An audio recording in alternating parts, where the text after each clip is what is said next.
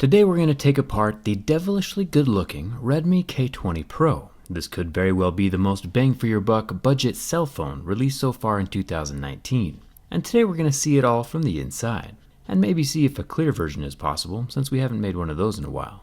Let's get started.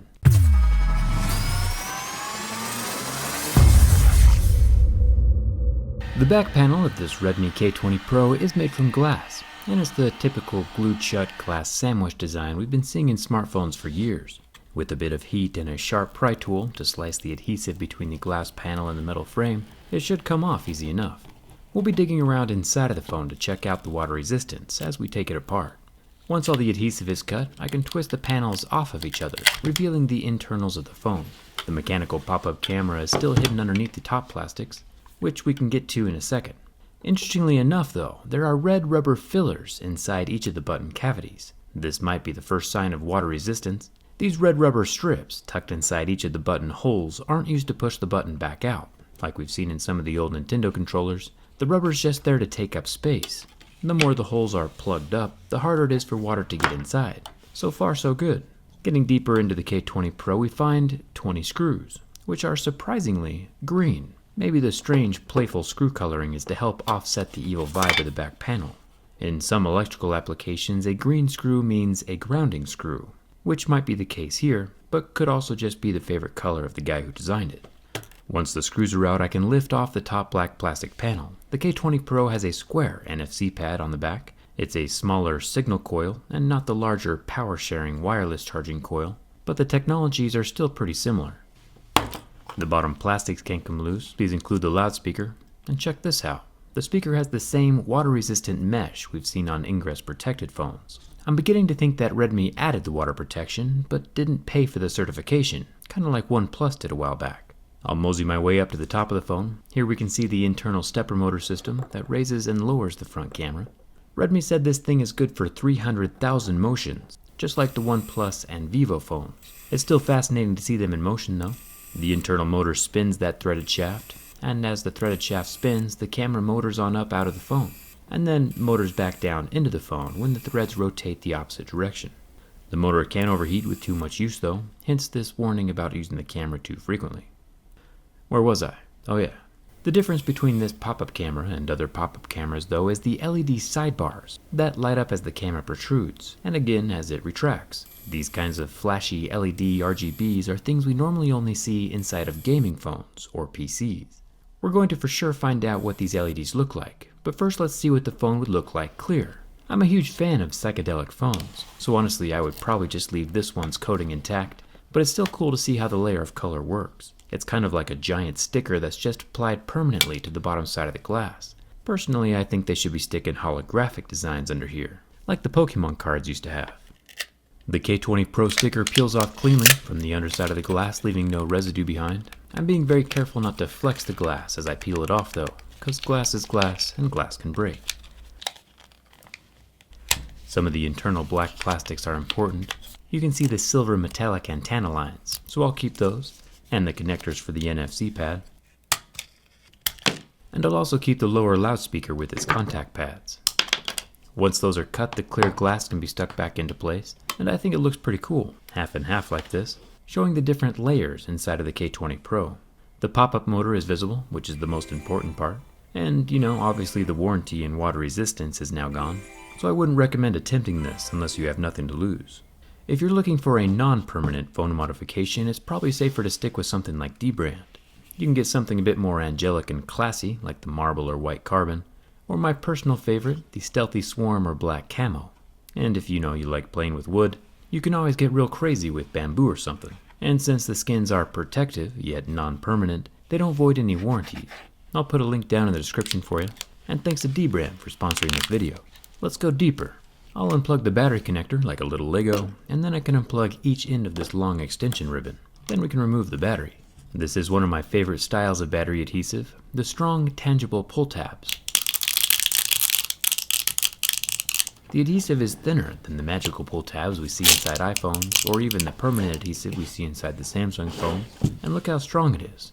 Before I released tabs 1 and 2, the battery was attached to the phone stronger than I could physically remove, but once tabs 1 and 2 were released, The whole battery comes out easily and cleanly, with no bending or dangerous prying, plus no broken pull tabs. Huge thumbs up for that. The battery is a 4000 mAh capacity.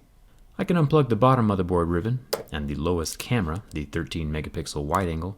Pulling this guy out to get a closer look reveals that there is no optical image stabilization. We can pop out the other two rear-facing cameras out of the housing to get a closer look at them. The top 8 megapixel telephoto camera and the middle normal perspective 48 megapixel Sony sensor, neither of which have the physical image stabilizing that we've come to expect on high-end phones. But this budget phone is extremely feature-rich at like $350, so we can't complain too much. I'll remove the one massive standoff screw holding down the motherboard and motor. Then I can unclip the super long front-facing camera extension ribbon with my plastic pry tool. And that releases the motherboard. The motherboard has a built-in headphone jack and a pretty solid glob of thermal paste on the back for the thermal cooling. The motherboard sits on top of this copper foil. It's not pure copper like we've seen in some of the major flagships, but still enough that it's sufficient. It kind of has a rubberish feel and look when I pulled it out of the phone. So I grabbed my lighter, and since rubber will start to burn and melt before copper will, I started it on fire. The copper foil did not melt, but very efficiently transferred the heat from my flame right into my fingers, holding the other side of the foil. So we definitely know it works. Let's take a closer look at the light-up pop-up camera and see where that red frontal glow comes from. Surprisingly, there is only one more screw left holding it in place, another green little guy. I'll remove that and then lift off the motor power ribbon and pull the stepper motor out.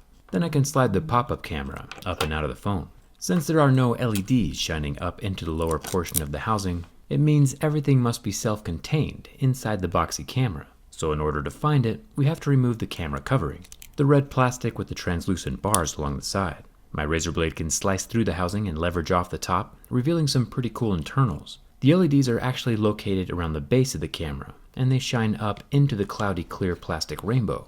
The light rays reflect off of the intentional cloudiness of that plastic, allowing the entire sides and top to glow. We've seen the same effect achieved in the ROG gaming phone, and not to toot my own horn, but I also included this in the LED wall-mounted PC that I built 5 years ago. I'll put a link for that incredibly old video in the description. Fun side note, this pop-up camera has the same rubber ring around the base to help keep water and dust out that we saw inside the OnePlus phone. Just another indicator that Redmi has put effort into water resistance. I'll get the motor situated back into its grooves in the metal frame, then let's see what the K20 Pro has down here at the bottom. Right off the bat we see the old school rotating mass vibrator motor. I can unclip all the attached ribbon cables, and there are no screws holding the bottom board in place, but for some reason it still won't come out of the phone. On a completely unrelated note, the dual SIM card tray is down here. It also has a very thin rubber ring around the base to keep water and dust out. And now magically the charging port board is ready to come loose, showing us its 27 watt quick charge capable USB-C port with a white hexagon shaped water damage indicator. There is rubber around the tip of the port, and if we look closely we can see another tiny water resistant screen inside the phone over the microphone hole. It's hard to call this phone totally water resistant since it has so many large openings, but it does have a lot of protections against water, and that's always a good thing. The under-display fingerprint scanner is right here under the display. Redmi's calling this a 7th generation optical scanner, and I don't have any complaints with it. Personally, I think under-screen fingerprint scanners are pretty cool. Overall, I'm pretty excited about the K20 Pro. It just proves that a lot of the latest and greatest flagship features are now popping up on budget devices. Cheap phones are catching up, and catching up quick. There's really no reason to spend $1,000 on a smartphone. Unless of course you use it for business and the phone is paying for itself. With all the cameras clipped back into place and the ribbon cables connected, I'm ready to add the battery and the long extension ribbon with its upward facing arrow. Then I can get the back plastic screwed in with all my green screws. This phone was all kinds of fun.